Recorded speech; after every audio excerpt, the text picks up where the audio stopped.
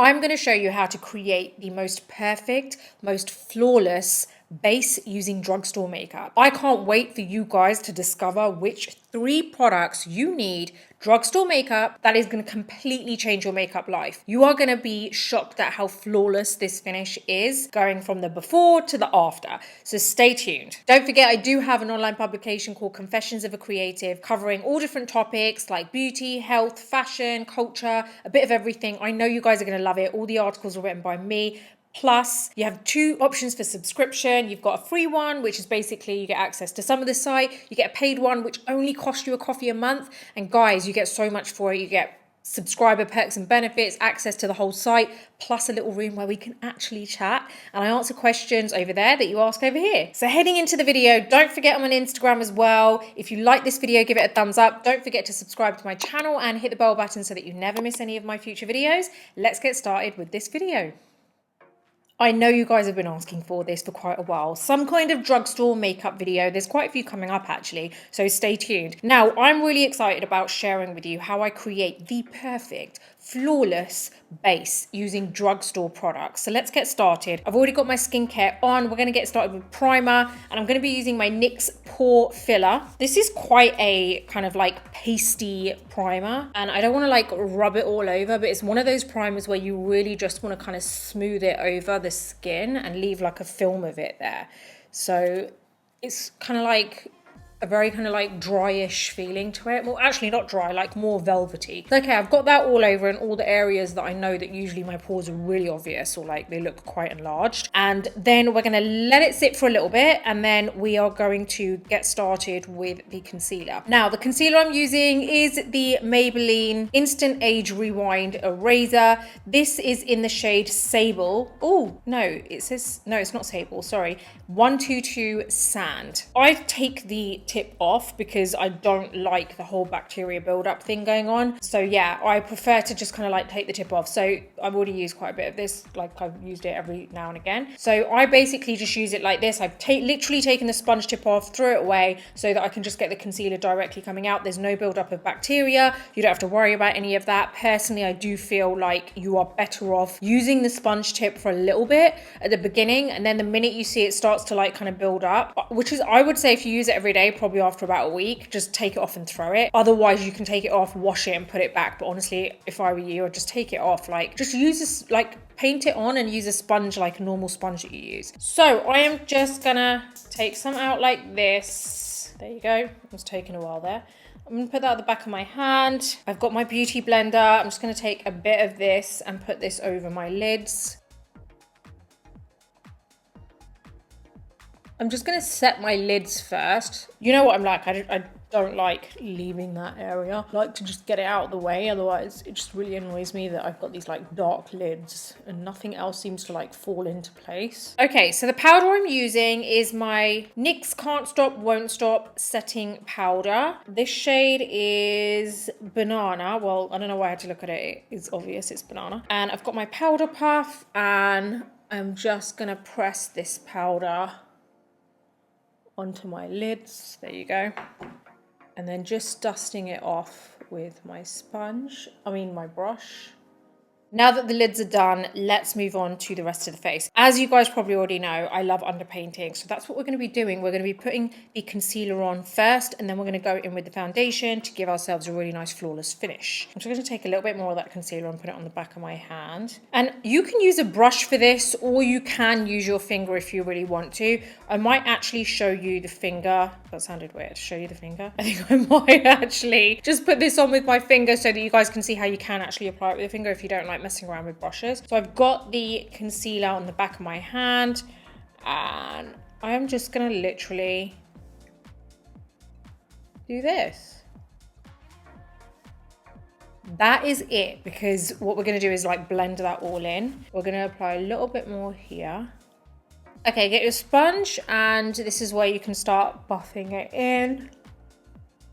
And we're just gonna like really buff that into the skin as we usually do. So I'm just basically kind of like bouncing the sponge over this whole area, but really, really small movements. There you go, straight away, wow. Like the coverage is pretty insane with this concealer.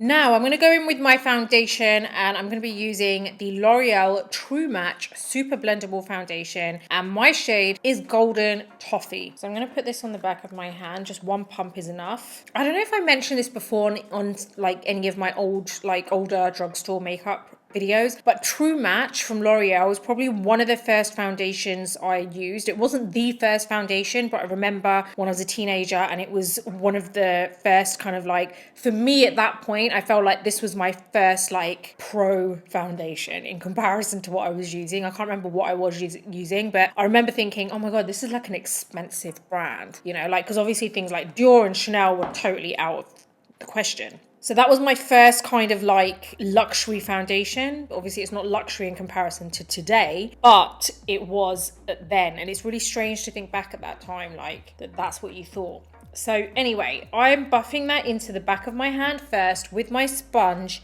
and then I am gonna just kind of like buff over my skin. And I'm gonna start with the forehead and then work my way down.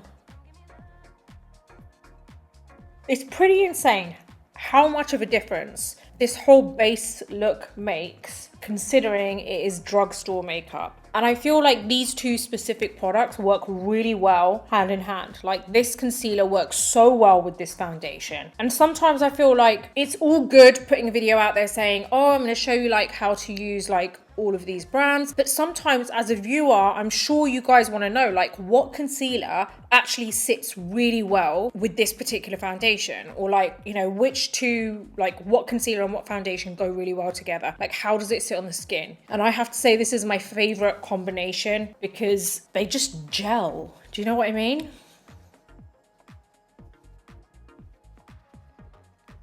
So happy with that base. I'm so happy with that. So let's get into the powder now. I'm gonna just put a little bit out into the cap. There you go, got it in here. It is a very yellow powder, but like weirdly it doesn't actually come out so yellow on your skin. So I'm just gonna get rid of these creases on my under eye area because obviously we haven't set that yet and it can start to build up. Going in with my powder puff.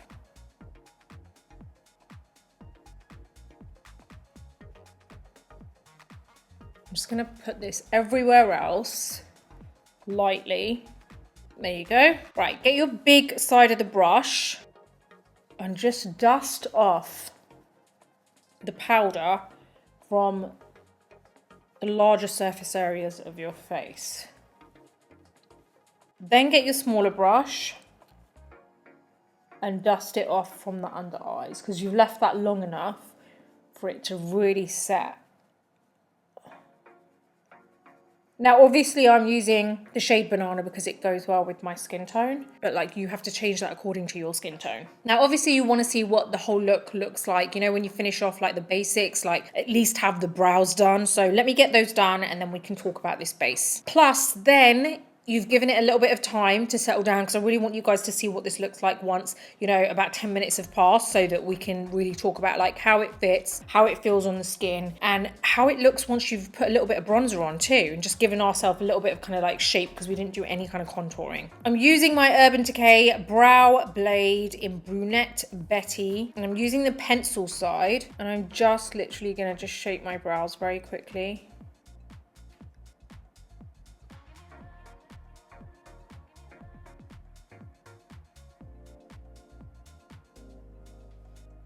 Now I'm going to use the pen side and I'm just going to draw a few kind of like hair strokes.